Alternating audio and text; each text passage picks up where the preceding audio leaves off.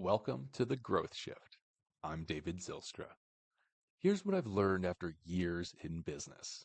Every leader who's built something meaningful has a story, but the moment they had to shift, when failure forced innovation, when change became opportunity, when they chose growth over comfort.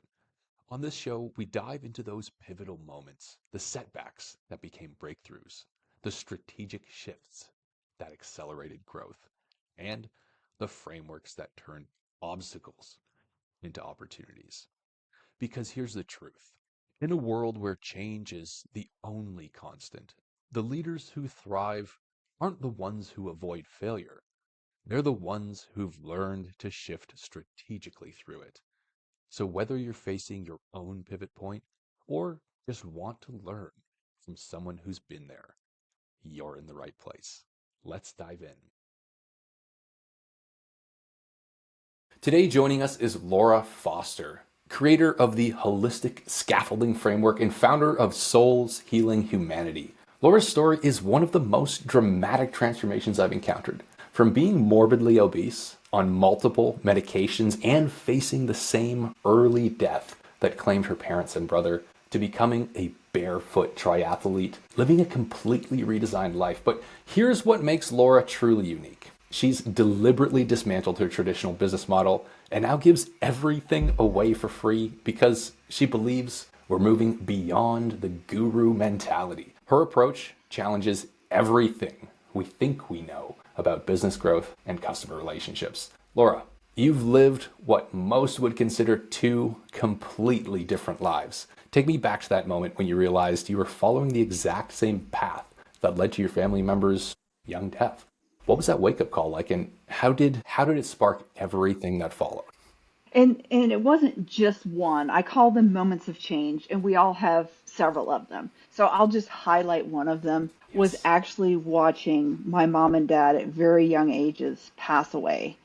And I looked in the mirror and I was living their exact same lifestyle. I was living as I had been programmed. They were obese, they were ill. Type 2 diabetes ran in my family, obesity. And I looked at them and I'm like, I'm not fucking going out like that. I mean, I was suicidal. I was a hot who jazzy mess, David. Just in that moment of like, okay, I surrender. How, spirit, whatever, send me some stuff that's going to help me. And that kind of just started the process. I guess it's been, probably 13, 14 years ago. So, yes. Wow. Or, I think most people never come to that, right? I mean, most people living in that state never surrender to that Mm-mm. reality. They're almost living in a state of denial, right? I Yeah. mean, it's something that you must have known in the back of your mind for a while, but what ultimately, and of course, watching your parents die at a young age and Mm-hmm. being in that same position yourself, those are the signs, but I think many people also live through that, right? Was there a moment or a thought or a realization at that time that really just pulled you out of it? It was being suicidal. I didn't have a suicide attempt, but it was after my family actually survived Hurricane Katrina, believe it or not. It's coming up 20-year anniversary. I don't talk about it a lot, but it was like being suicidal and not wanting to be on the planet anymore. And that was another huge moment of change for myself. And then that was followed by, watching my parents. And then 5 years after that, watching my brother, who I'm 56. My brother died at 56, living the exact lifestyle that I was living. So yeah, and I want to highlight, David, that I share my story kind of reluctantly because there's so many people out there that share their stories on Instagram, and it's about them, and this is not about me. It's Mhm. about you guys out there and helping as many humans as I can by giving you the knowledge and stuff that I have so they can do it on their own. Yes. I want to dive into that, Laura. I do want to say, same as you, I've had my own experiences similar, not to pull away the attention from yourself, but that feeling of I want to remove my life from this planet without getting too far in depth. I mean, Mhm. nothing can really waken you so much as realizing that what path am I on? What path have I been on? Right? I think Yeah. mine was a little bit more self-inflicted. Oh, I suppose that's argumentable, or that's Yeah. that's I suppose that's debatable, right? Mhm. At the end of the Yeah. day, but nothing really changes you so much as the realization that I'm becoming, and perhaps I am, someone who I never thought I would be. And there's so much more to this life that I want to experience. Mhm. You're doing that in a different way now. I mean, you Yeah. mentioned that Souls Healing Humanity started as a traditional company with Mhm. email lists, sales funnels, high end Yeah. courses, and all of these things with the goal of helping people Right. realize their potential and who they are. But then you had this realization that it wasn't in alignment with who you truly are. Tell us a little Yes. bit more about what followed. Yeah, and that was about a year ago where, and Soul Healing Humanity's been around for 3 years. So Mm. almost 2 years, I did the traditional marketing stuff. But about a year ago, I just, using the holistic scaffolding technology, which we'll talk about in a little bit, I shed more of that programming. The programming, David, is out there to have that email list, market, blow up social media, go viral, have a sales funnel, upsell, create scarcity. Well, that's my favorite. And the more I did that, and yeah, it was growing. And I had almost an email list of almost 4,000 people. It grew fast, but it wasn't in alignment with my true self, David. I wasn't sleeping well at night, and it was like, and I'm like, no, the holistic scaffolding was not just given to me. It's given to humanity to help us out of this who jazzy mess. What? So people can become their own guru.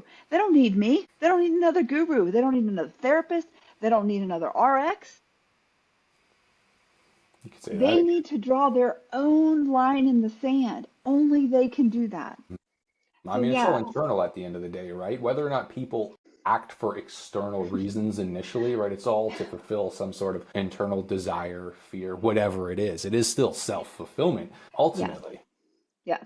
So what was in alignment with me was, oh, I'm not, I drew my own line in the sand. And Hmm. I let I think it was like almost 4,000 people I let them know ahead of time, hey, I'm deleting all this, but everything, I'm going to drip it to the website, soulhealinghumanity.com. I'm going to drip as much as I can for free. People that had bought my high-end course, I contacted them individually. I'm like, hey, I'm going to give you your money back if you want it. I wanted to be able to sleep with myself at night. So, yes, it was very different. And it shook things up because I had people that were like, I can't believe you're doing this.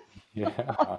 Well, I mean, Well, like, believe it. it must have been very liberating for you initially Oh, realizing this is what I want to do. But also, I mean, as an entrepreneur, as a business mhm. owner, using the traditional methods and being reliant on a traditional money model, there must have also been some fear to go along with that realization of, this is what I need to do, right? Shutting down your business, refunding customers and returning their money. How did you work through that initial maybe uncertainty, potentially losing what it is that you had built to that point? It was just really being in alignment with my true self and just taking myself by the hand and, my little Laura that was afraid of, oh man, am I doing the right thing here? Being in alignment with that true self, what I call soul, spirit, wise ass motherfucker. We all have it. It's under the programming. It just felt so good. And once I finally like made that decision and, after I had contacted people, yes, I refunded some. Some people are like, hey, I've already gotten way more value out of this, so keep the money. But yeah, So you so mentioned a couple times, living in alignment with your true self. How did you even get to a point where you realized that you weren't? A, and then how did you get to be in alignment with your true self? that is actually really simple, and it's actually what's happening to all the humans out there. You can know if you're out of alignment with your true self with how much discomfort you're having in any area of your life. If you are really, really miserable, like with Soul Healing Humanity, that example, I wasn't sleeping well, I was stressed out, and I was like, I'm out of alignment with what my true self really wants. And desire to just share everything freely with humanity. And using the holistic scaffolding is what helped me shed that programming. Yes, that's the simple answer. Now, I want to get to this holistic scaffolding, but I want to paint a little bit more clarity or bring a little bit more clarity to the audience before that as well. I mean, they know that you used to sell high-end programs. They know you help people find and live with their true alignment. I mean, you're giving all of your insights and information away for free. So surely there's a lot of people who might just take that, right? But who is it that you're putting the information out there for? I know through the development of Souls Healing Humanity, I know who my avatar is. I know who my information is for. I even have a name for her. She's Sheila. She's about 10 years younger than me, but she has done all the courses. She's done the retreats, the cacao ceremony. I mean, she sat naked in the moonlight with crystals on her nipples, and she's like, "Fuck, I'm still messed up." She's done therapy and drugs, and so my content is for her because she's so exhausted of chasing the next exterior fix. She's really ready to settle in and become her own guru. And the holistic scaffolding technology that is for free is what will get her there. She's ready. And when she stumbles upon my content and there are people that are stumbling, they're like, wow, thank you. I imagine as well. I mean, I want to talk about this holistic scaffolding. You need to tell us about it now, but I'm also curious here, when people stumble across your content, when Sheila finds what it is that you're putting out there, she's been through the cacao ceremonies, she's had crystals on her nipples in the moonlight with fairies dancing around her, because of the shrooms and the LSD or Yeah. whatever it is. Yeah. How is it that she knows initially that, this is it, this is what I've been looking for, right? This is actually what's going to help me. I really can't answer that for her, but I suspect that it is in alignment with her true self. Okay. She's had several moments of change like we talked about, and she's still searching for something on the exterior to fix her, but she intuitively knows that it is an inner job. We talked about that, David. It's all an inside job, and she knows, like, I really don't need anything else. I need like a framework and give me time to do my own work and become my own guru. So I think it hits her. It's like, that's All right, give us the framework, Laura. What's the holistic scaffolding framework? yeah, I want to open it up with an analogy because this really explains it best. If you think about the holistic scaffolding, it is a technology that allows people to shed the programming, the generational trauma, the programming that we've all had. Underneath that programming is your true self. So here's the analogy.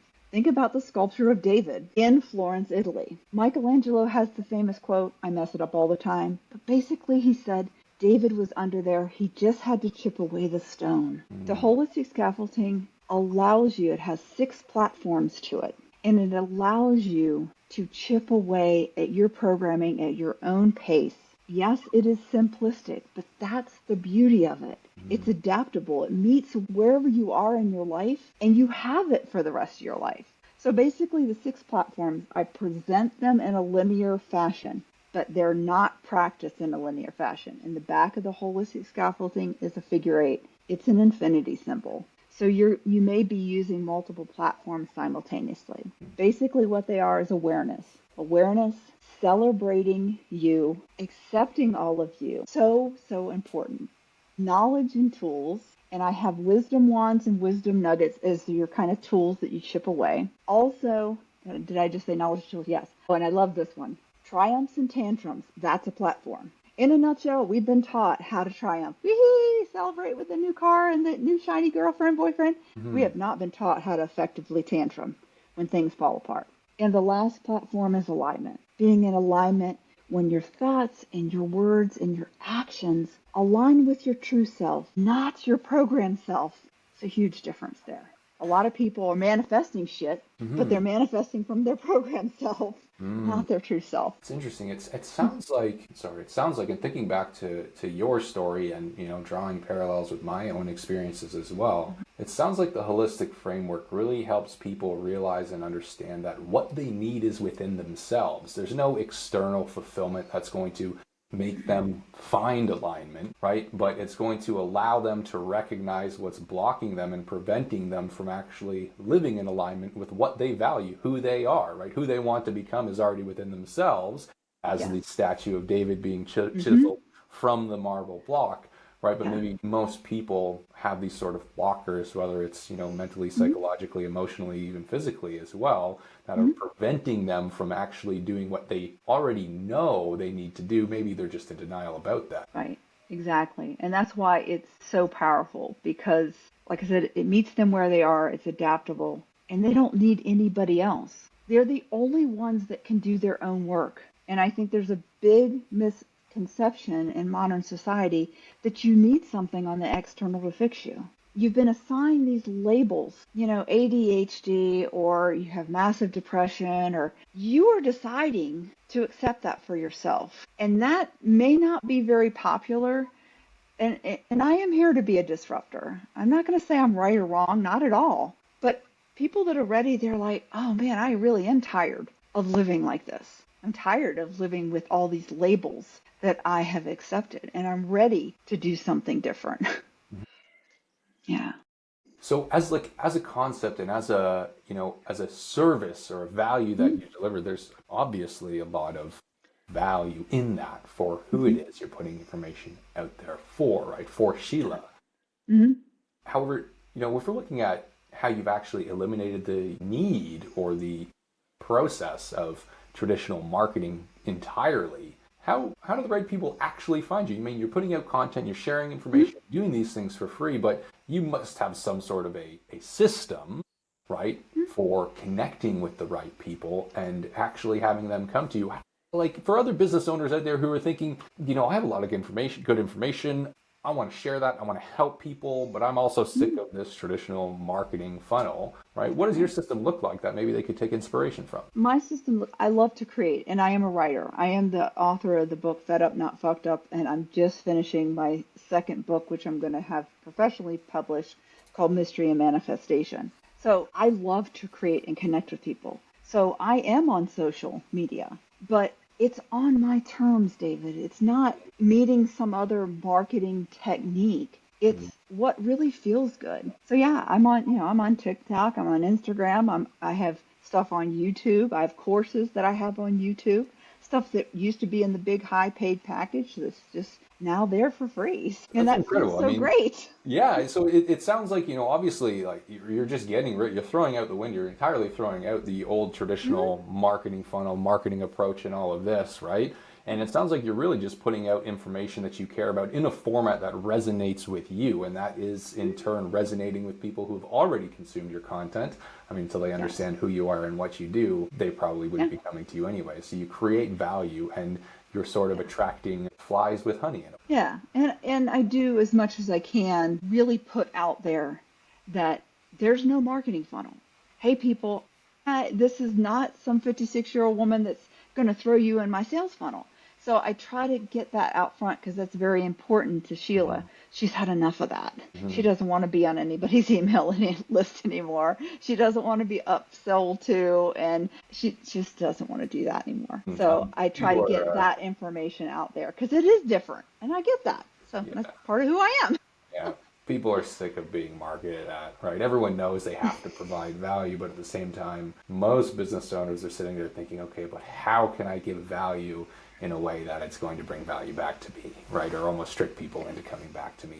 So, Laura, you Yeah. create a lot of content, right? Surely that consumes a lot of time as well. So if we shift gears here and look at the delivery of how it is you help people, as I understand it, you use AI a lot through that process as well. Can I you share a do. little bit with the audience about how it is you're taking an approach, a new approach to a business while still also perhaps maintaining traditional systems within? Exactly. And I have embraced AI. Does AI write my book or that kind of stuff? But no, I am utilizing it to do with my website. I know AI SEO is really, really important. I mean, people are shifting from looking in Google and they're now asking their chats or their agents or whatever questions. So I'm having my ChatGPT 5 help me, and it's writing the code for me because that's way beyond me, but helping me with pages that are already on my website, getting them tagged ahead of the curve for AI SEO. So that's one of the ways. Some of my YouTube videos, I'm getting them to write, it knows Sheila. I've fed all that in there. It has it in the memory. It knows who Sheila is. I will have it write the description for YouTube. Do I need to take an hour and a half trying to write my own description? Fuck no, David, I don't have that kind of time. No. So I let AI do that kind of thing. Another way I'm using AI is I have my latest book, which I am pitching to publishers. Not that I want to be a best-selling author. It's not about money. I want to get the message out there to more people. So I'm using AI to do the back research. It's like, hey, find me the best matched publishers and give me their criteria and how I need to frame my cover letter. My proposal's already done and the draft of the book's done, but it's helping me with that process. So that's saving hours. So it's more or less like a tool that you have in your pocket. Maybe you got a couple pockets with different tools in it when it comes Yeah. down to it. We spoke the other day, and you mentioned that you're not afraid of anything when it comes to AI adoption, right? Many business leaders are paralyzed by analysis or uncertainty, fear in some cases, denial in others, right? What's your Yeah. mindset framework for embracing new tech without fear? How do you feel that relates to the personal transformations that you help people achieve? In a nutshell, I live in alignment with my true self, and that true self is fearless. She's barefoot, she's bold, she's unconditionally in love with herself and humanity. And I'm not afraid. I'm just not. I don't know how to describe that any better than it's just alignment with who my true self really is. I mean, like fear is a thing of the future, right? So if Hmm. following your ethos here, like if you're living in alignment with yourself and you're living true to who you are and you know you're doing the right thing for yourself today and what you value, why are you scared of tomorrow? Right? Tomorrow will always come until it doesn't, right? Right. And until Yeah. it comes, then we don't have to Hmm. deal with tomorrow. All you can do is know that, you're living with the values and the values you have right now for who you want to be. So Exactly. I love that you said that. Yeah. And I don't want people to don't feel bad that you feel fear because we have all been so programmed, David. So my invitation to the listeners is just spending time. Why are you so fearful? What is that fear trying to tell you? What is that old bit of programming that's running in the background? Everything is teaching you. It's all happening for us, not to us. Mm. So I'm really big on like moving away from the victim mentality and the blame game.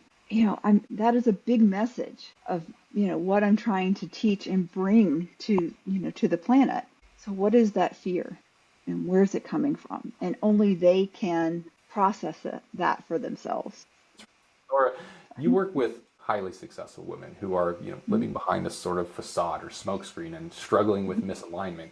Do you see any parallels between how certain people get stuck with resisting personal change and how business leaders might resist change with technological adoption, or how business leaders resist technological change with things like AI? Absolutely. I mean, because it is how we have been programmed. We've been programmed to think of there's a solution out there that's going to fix us. And some people think it's AI, or they're fearful that they want control of their own little business so much and they're fearful that AI is going to take that away. It's so individual, but basically it's the programming. We have all been programmed, generational trauma, to be fearful of that we're not enough. We don't have enough degrees. We don't have enough certificates. We don't have enough AI knowledge. Oh my gosh. Oh my gosh. you Mm. know, but when you shed that and you come into alignment with your true self, you realize there's really not anything to fear. I know that sounds really weird. Well, I think, I mean, for any business leaders out there who might be in that position, right? If they're scared of change and they're scared of AI and scared of their reality changing as well, I mean, it almost seems like if they're not willing to adopt it, maybe they're not doing the right things. Maybe they're not moving in the right direction at all as well. If you're ever working with, a business leader, an entrepreneur, or just, a high achieving woman who's Mhm. in that position as well, they're scared to do something that will probably be good, but they never come to pushing themselves towards that. Do you find that people sometimes just completely change direction? I mean, you had a complete change of direction yourself, realizing you weren't living in alignment with your true self. How often or how common is it, do you think, in your experience, that people really completely change the direction they're going? To be honest, David, it's pretty rare, Mm. but it's happening more in the last 5 years than it did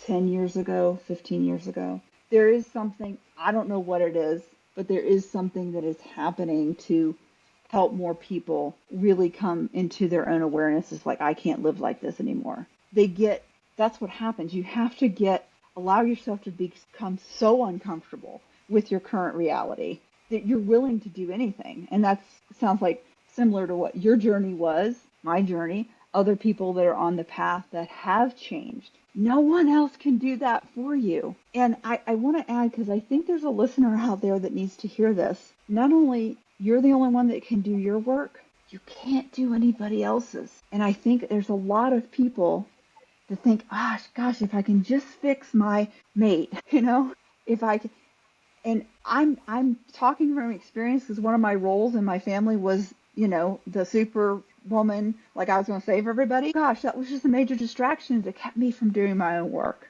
So somebody needs to hear that reassurance. It's like, you settle and do your work. You cannot do anybody else's work. That's their path. And believe it or not, even if you see it and it's really messed up for you, it's perfect for them. There's a wisdom With, wand that I teach. I just want to mention it. It's called the yes. zero fuck scale.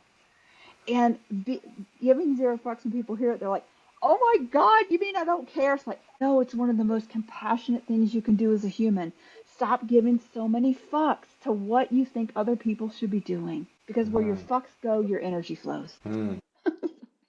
I love that spin. Laura, for leaders, business owners, entrepreneurs, whatever that leadership looks like, in that position, right, of maybe not fully being able to confront that fear, but knowing it's there. For these leaders listening who might be successful by external measures, but feeling misaligned, whether it's, their marketing, their operations, their relationships within their life, their relationships with their team or their employees. Yeah. What's your advice for, making the scary leap forwards towards authenticity and changing how they fundamentally do things, even when it might mean a short-term financial loss or, just a risk that they are scared to face? They're the only ones that they have that answer within them, and they're the only ones that can sit with that fear. I can't urge that enough, of them sitting, with a journal or in quiet time and really asking what feels really good and what feels like fuck. I don't want to do this anymore. That's a real indicator. If those moments of like, I can't stand a babidi boobity boop anymore, they're the only ones that can stop doing babidi boobity boobity boop anymore and getting into alignment with what feels good. And it's not the programmed good. That's the huge difference. And that's a big, big aha that people come to. We've all been programmed. So yeah, you may think, oh gosh, I got that promotion. I feel really good. How long is that going to last? It's external. You're relying on something on the external to make you feel good. That's not in alignment. It could be in alignment with your true self. Most of the time it's not. It's like that shiny new car. Yeah. So with all of this said, Laura, do you have any words of parting advice for the audience or anything that you'd like to leave them with to think about? I just want them to know they're living on purpose already. Stop searching for it. There's nothing that they're doing wrong. Just settle in, do your own work, know that you're really, really supported in whatever you do. Yeah, whatever that looks like. Laura, thank you so much for Thank joining you. the Growth Shift What a today. pleasure. Thank you. For any of our listeners who are curious about the holistic scaffolding or who might just like to follow along and gain a little insight from you, what would be the best way to find you? Like I said, soulshealinghumanity.com. Everything's free on the website. But if they go to soulshealinghumanity.com on YouTube, TikTok, Instagram, I have a private Facebook group. Yeah, I put content out daily. Thank you so much again. Thank you. Much love. And that's a wrap on another episode of The Growth Shift. If this conversation sparked something for you, whether it's a new perspective on failure, a strategy you want to try, or just the reminder that every setback can become a setup for something bigger, hit that subscribe button and share this with someone who needs to hear it. Remember, the leaders who thrive aren't the ones who avoid change. They're the ones who shift strategically through it. If you're ready to build the systems that help you grow without the chaos, head over to valentix.io. We help businesses like yours scale smarter, not harder. I'm David Zylstra, and I'll see you in the next shift.